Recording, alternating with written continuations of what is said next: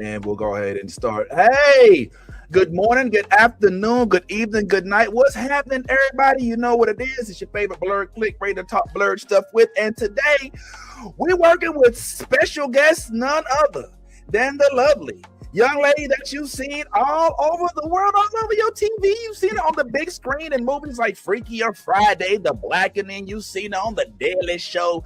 And you're about to see her in some Marvel and some Scrubs and a whole bunch of other items that we have yet to discuss. I'm talking about none other than the one and only Mayo, everybody. Yes, help me welcome her to the platform. Let's go ahead and get right on into it. How art thou today, sis? I hope your day is going well so far. Yes, it's going well. What'd you say my name was? X what? X Mayo. I think I might have said, you know what, X Mayo. I think I was thinking May, and then you know what? I think the red. No, you're good. Yeah. I thought you said DeMilo, like Venus DeMilo. I was like, yes, I am goddess. Yes, I am. Yeah, absolutely, man. We'll edit that one in post. Well, it is a phenomenal. I hope everything is going well with you. I hope your year's starting out fairly decent. I ain't gonna lie. I'm gonna jump right on into it, sis. Okay. X, you've come a long way. I'm gonna tell you straight up. When I get an opportunity to interview folks of your stature, I like to scroll all the way down to that very first IG post. And oh Lord, I seen you in that IG post with that shaking like man, I'm ready for the world, dog. But now look at you. You coming on with projects like Scrubs. We got The Blackening, which was my favorite all-black horror, hallelujah, and comedy. We got Wonderman on the way. I'm just wondering, what would you tell your 2014, 2015 self about what your future's looking like and what to prepare for? And just, you know, how would you talk to her? I think I would tell her, you have no idea. You have no idea. It's going to blow your mind. I think like there's so many things that I thought would happen for me, but I thought it would be by my own efforts, and that it would be things that I've gotten myself because of the things that I've started, which I will say, I think has been part of my journey as well, like with Who Made the Potato Salad, the workshops I do, the panels and stuff, the community that I've developed. It's been able for people to get eyes on me, which has in turn led to like getting an agent and managers and other people and stuff. But literally having advocates and angels in disguise, that some I don't even know their name, that really advocate for me in rooms that I'm not in, I think has been one of the biggest blessings in my career. That's awesome. That's awesome. And I'm not going to lie, as a gentleman who frolics in the realm of stand-up comedy, it was so refreshing to see your rise to fame. And I'm wondering how... What you laughing? What you said? Oh, you ain't famous? Oh, you ain't famous? Oh, what you think you ain't famous? Girl, no. Julia Roberts is famous. Beyonce is famous. Please. I'm not of the new class where it's just, I know that fame has now like become like more like vast to where, you know, like influencers, like me and my brother was at the movie theater and all these little kids was running. I was like, Papa, who's here? He was like, oh, such and such influencer. You know, she's around. and there's no shade, but I'm just like, I'm a millennial 80s baby. So I'm just kind of like, no, who's famous? Prince is famous. The rest of it. People like rise to fame. I'm like, fame, girl, I just want to make my money, you know, and don't nobody care. I want to be at the fucking the county fair with a big ass turkey leg and don't nobody take pictures. Nobody give a shit. All right. I love the level that I'm at right now, baby. The level I'm at right now is where I can still lie. So I'm at a level where some people know, especially Black people, especially from the Blackening, people come up to me and they're like, don't I see you. I said, people always tell me that I look like that girl, but that's not me. So that's the level I want to stay there. Like people like they kind of think, but they're like and one girl, she turned around me on the airplane. She was like, I know your voice. I know who you are. And I said, girl, everybody always said it. I sound like that girl. Who is that? Yo, but hey, listen, I'm all right. That's fine if you want to go ahead and play the humble role, but okay.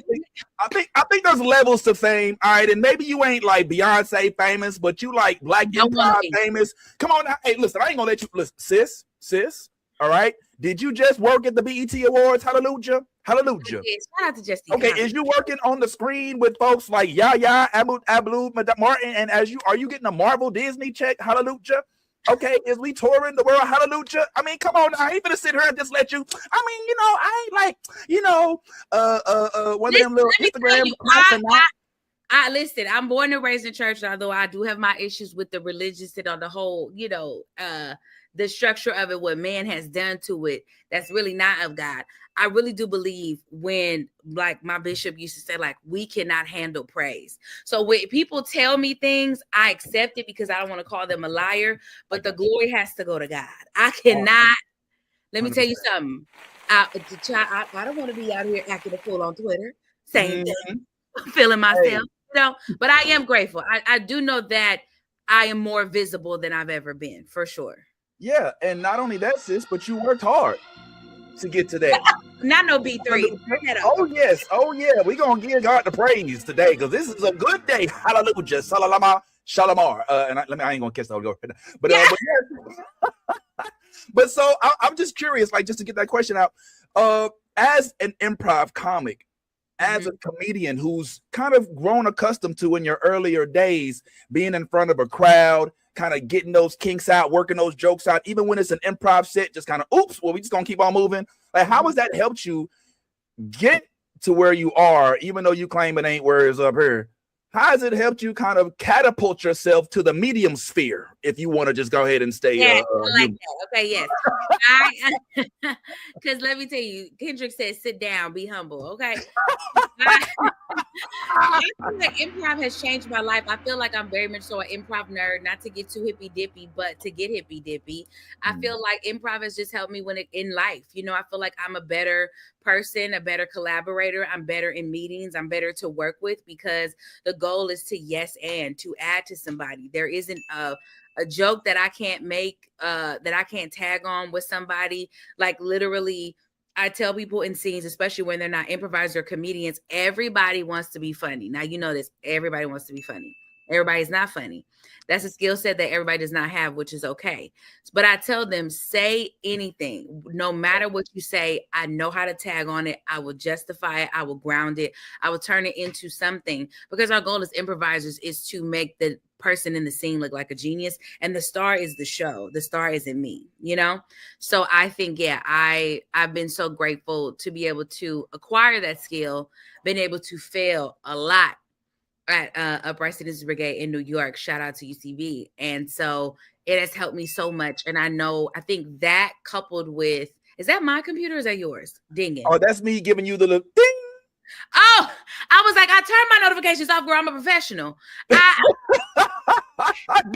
Nah, you good. You still don't do not disturb.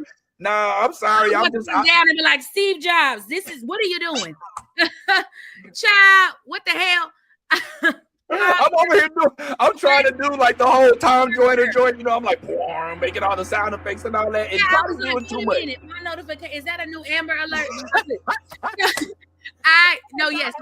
Improv has helped me immensely. I think that coupled with the Daily Show, knowing how to actually write jokes, which is very fucking hard, especially when we, have a government that's crumbling, Jesus. And so, like, talking about that, having to do that, having to pump that out at, like, rapid rate, like quantity, like, baby, like, it's volume of work. So I think that coupled with improv has kind of like helped me to be an asset in any room.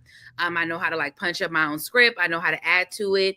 I think what's kind of helpful for me is that whenever there's a director that gives a note that maybe I feel my character doesn't identify with, or maybe, sometimes, non-Black people that direct me, they don't always have a vast experience of what it means to be Black, which I understand and give room and grace for. But sometimes maybe a note could be rooted in a stereotype that I am not comfortable with displaying. I have a pitch. I have something alternate to give. I don't just have a complaint. I'm like, hey, well, what about this? Do you need a button? Do you need this? So I think it's immensely helped me, especially as a Black woman in this business. I got to say, I'm so glad you said that, because that leads into one of my questions, which is about one of the upcoming projects. I mean, one of the, how many dozen? 1, 2, 3, 4, 5. Like, it's a whole bunch. Like, you don't even know what your release date is. You're like, Oh, that's right. That come out this month. Oh my God. Like, that's right. I did shoot that a year ago. I see how it is, sis, and I ain't even mad. So before I ask this next question, you led me into this. That is one of the questions I have for you because I'm so geeked up as a Scrubs fan.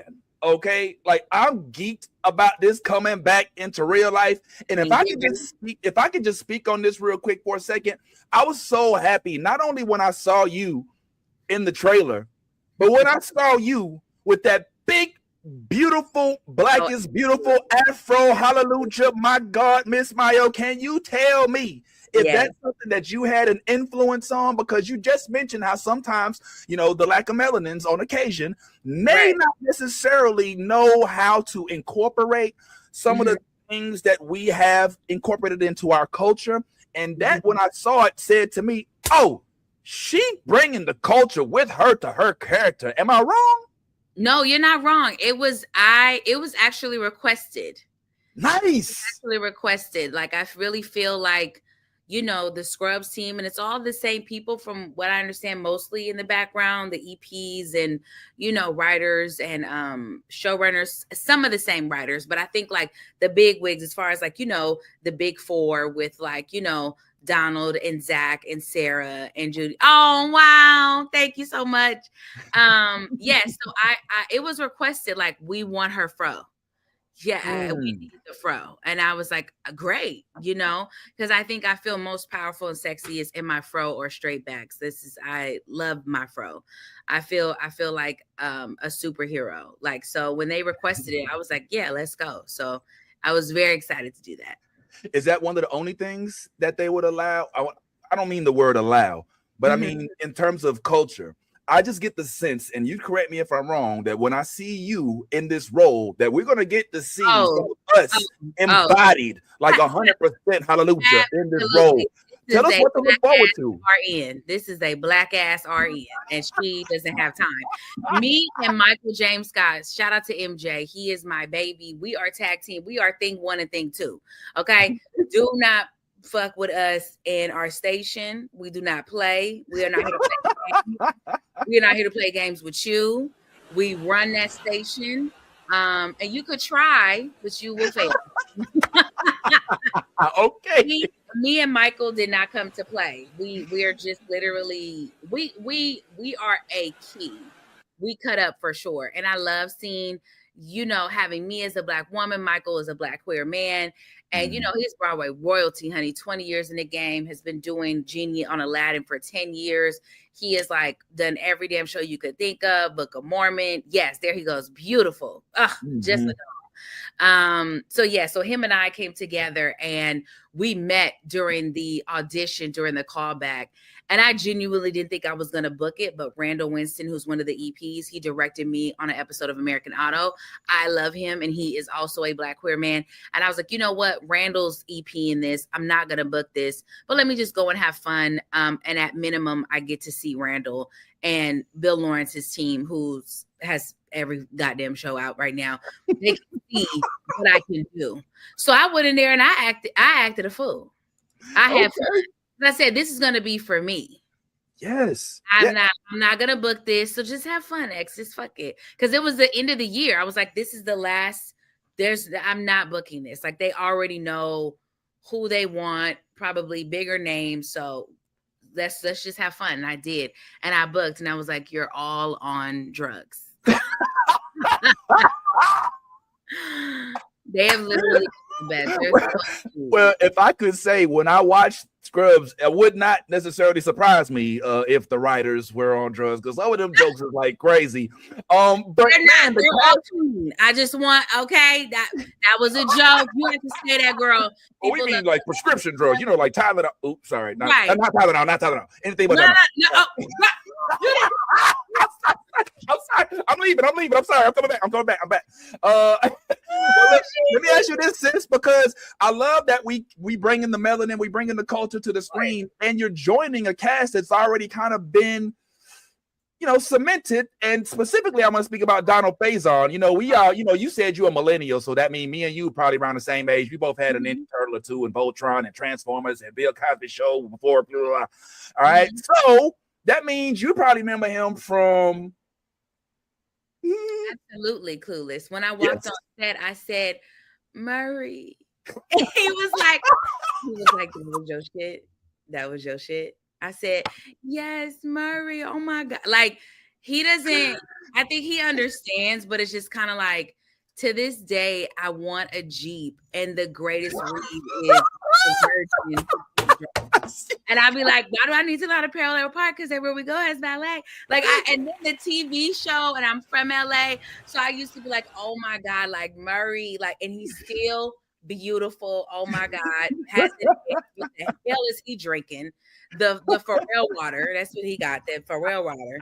And he's so sweet and the best. And so playful. Like, I love that he's excited. Like, they're all excited to go to work, and you would think like it's the reboot, maybe they're like phoning it in, like, all right, what's the line, but they're all passionate and they care, and that was really fun to be around. That's awesome, man. I wonder if there's a story or two that Donald's has, but we'll say that for next interview, because we got too many projects I got to get through with you. I ain't gonna lie, like you embody, like, right now. I know you ain't, I ain't famous, but like Black comedy, and I love that you're in so many projects. I really want to go ahead and skip ahead to the Marvel one, but my soul for some reason is telling me, it's just driving me for some reason right now. To talk about the Blackening. I don't know what it is, but something in my soul, hallelujah, wants me to just ask you. This was such a groundbreaking type of idea. I'm just curious, when you get a cast like this, like, there's some cutting up going on between them scenes. Tell me something, man. Talk to me. What's something somebody don't know about with all of this melanin, all of these jokesters, all of these actors getting a chance to share the screen, to which they don't have to worry about being pushed to the back, not getting their own seat, this, that, and the third. No, we love each other. We still have a group chat that's cracking to this day. It's been 4 years now, 5 years, 2026. Literally, one thing that y'all need to know, Jermaine is a menace. Jermaine Fowler. Root word is foul. Oh my God. Jermaine, oh my God, get on my nerves. Jermaine is like baby brother vibes. Same with like Melvin used to fuck with me because I was like so I'm kind of like gullible sometimes, like on set, like especially if people are being really earnest. And Melvin would do this thing. So one time he had found like where we were shooting at in the woods, he found like a camera, but it was like an old school film camera. He was like, come here, X, let me take a picture of you and Gracie. So I went and I posed, and then I looked to see the camera was fake. I was like, and he was like, they would love to do shit like that, or like be like, X, look, and I'd be like, what? Like, they are just so, and I could just be so gullible. And then I love that we started connecting because like the times were like very late where we would be shooting. So we would do something called one of our favorite PAs, V. She's so sweet. She'll be like, is it noodle time? And we started like all like just eating cup of noodles at a specific time together. And it was so late, and we would just be delirious and doing bits and just like up and just be like, and she would come and we all would be like, noodle time.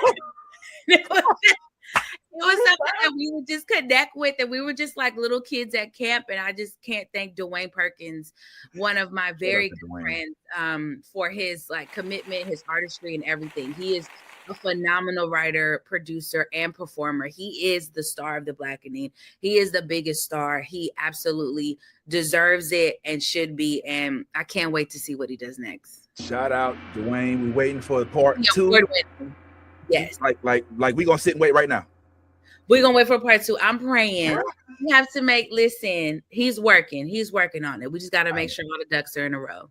Absolutely. Okay. I listen, we're going to start running out of time here pretty soon, so I've got to Okay. Okay. Well, all right. We'll talk to our liaison, but it sounded like you had a lot of fun working with the Blackening cast. Did we have that much fun working with Yaya on this upcoming Wonderman? I'm not gonna lie, like sis, you not just in this a little bit, you in this. Like you got like a crucial role here. And just talk to me about what it's like working on this set with the folks of Marvel and with this type of project. It was amazing. I would say with working with Yaya and them, like the thing is the Blackening, we're all idiots. You know, and Yaya is such like, you know, he's fun, but you know, he's very like Yale actor, you know, and so I was like, you know, I'm like, man. So I'm like, you know, be very mindful, very demure, like, honey, this is okay. So he was so cool. He was the perfect number one, always looked out. Like there were scenes where there were like a lot of extras, you know, you get different personalities, different people from the background and stuff. He was always protective, like, are you okay? X needs a jacket, you know, very sweet, knows all the caterers by name, PAs, like professional, shows up, does his job, says his lines, knows his shit, and goes home. So I'm just so grateful to have been able to work with him and Sir Ben Kingsley and everybody. And Destin and Andrew Guest, like just phenomenal, just amazing people. It was a good experience, but I'm still in shock that I'm in a Marvel series, but I'm just grateful that I'm in something that my brother will watch. He actually cares what I'm doing now. I was going to ask you that, like, you're not, I mean, have you had any attention paid to Marvel stuff in the past? Is that not your jam? Are you kind of like, I love Black Panther. Hey. So I'm not, don't ask me about the Avenger child. I mixed up DC with Star Wars, honey. They was ready to attack me. I said, okay, listen, I know it's I was like, they was like, yeah, no, Iron Man is not Batman, and then you know, Catwoman. I was like, okay, I just listen, I don't know who's who, I just know they fly. Right. But no, I'm not a Marvel head. I know Iron Man, the first one. I saw Black Panther 1 and 2. Right. I saw the Avengers child. What is the never ending game, honey? It was 17 hours. It had 2 intermissions. I was like, my God. I went there for my brother. Don't ask me what happened. I just know Poison Ivy came in at the end. There was a joke or somebody. I don't know. All right. Well, on that note, let me get out on this. The fact that you're in Wonderman and the fact that you scored all of these and you feel like you don't even deserve it is so crazy to me. But I just want you to know you definitely deserve it. Okay, all right. Well, that you are surprised that you got it. Let me correct myself. I'm extremely grateful. Shocked. There you go. Shocked. Better word. Shocked. My apologies. But when it comes to, you know, I just feel like there's so much more work to. I'm just getting started. I've been at this for 30 years. I've been consistently at this for so long, and I'm very blessed to even has been as young as I've been, like to get the Daily Show, you know, at 30, crazy. Yeah. Still so young, you know. So I'm very grateful. I'm very grateful on that. So on the way out, I was just curious, since you are in this Marvel show, Marvel, for some reason in recent years, it seems that they may have sometimes a tendency to not promote some of the shows that have Black leads as much as others. I'm not sure if you've noticed this as an issue or anything like that. I'm not expecting you to step in and kick the door down and be like, hey, look, this is what we're going to do now. But I'm just wondering what the approach is with regard to promotion that you were instructed for the Wonderman project, so that I can just kind of compare and contrast how it is with some of the other projects. Because what we want for our project like ours, which is New Blurred Order Black Nerds, we want for these projects to have just as much meaning as the end games. I want you to get all that shine. Do you feel like we're going to get that right here? I do. I feel like they are pushing Yaya and Sir Ben Kingsley, rightfully so, because this is a business of entertainment. I think people get it twisted. It's not an entertainment business. So I think, you know, Yaya and Sir Ben Kingsley have been doing these kind of like meta, you know, like talks, like different things, because, you know, they're playing actors in the show. And so they've been doing, like, I've been seeing billboards, and then some of the other characters that are like, you know, they're like teaching like how to act or whatever, like some of the other characters in the show. And I think that they are mostly highlighting Yaya, rightfully so, because he is the main character. He is Wonder Man. And you see, I'm here with you, you know, and I have more and more press coming up, which I'm extremely grateful for. But I do feel like Marvel really is putting their foot behind Wonder Man. They really wanted to do well. They really wanted to succeed. I've heard a little talks behind the scenes that internally it's been testing really, really well. I've seen the first 4 episodes and I love it. And I think I'm grateful that Marvel not only is pushing Yaya, but you're going to learn more about his identity, Simon's identity, as far as being a Haitian Black man. Family. I think I could say that. I think I could say that. There's like an entire episode, low key, like predominantly dedicated to that, and it's one of my favorite episodes. So I'm very excited for what Marvel's doing. And I think the press will be done well, and I think they're really pushing it, which I'm grateful for too. That's so awesome. Well, Miss X, I'm not gonna lie, I could talk to you for hours on end. Oh, but unfortunately, it looks like our time is drawn to an end for this particular episode. I'm hoping we get maybe a sequel on this interview, because you know what I'm saying, we try to be a little spicy, we try to be regular. And so I will talk to you when these things air. But yeah, please, if you could do me one favor on the way out. One thing that we have a tradition with doing with all of our special guests is we ask them to just give us a quick shout out. The name of our platform is the New Blurred Order. It looks like this. And I wanted to just give us a, hey, thank y'all. Tune in. I liked it. If I did, I mean, I hope you don't have to lie, but had a good time here, guys, and check us out. And then we done. Okay, cool? And how do I say your first and last name? You know what? Let me make it easy for you right quick. Bam! There it go right there. My name is right here. It's Vince Taylor. I probably should have introduced myself maybe 20 minutes ago. You know what? I got to go back to interview etiquette. You know what? All us ain't halfway famous like you yet. Let me stop. But yeah, if you don't mind, and then I promise, Miss Lady, I will let the client go. All right. Thank you so much. No worries. Here you go, Miss Ma'am. Okay, I am X Mayo, and you are watching the New Blurred Order. I'm gonna do it again. Hi, I'm X Mayo, and you are watching the New Blurred Order with the real Vince Taylor.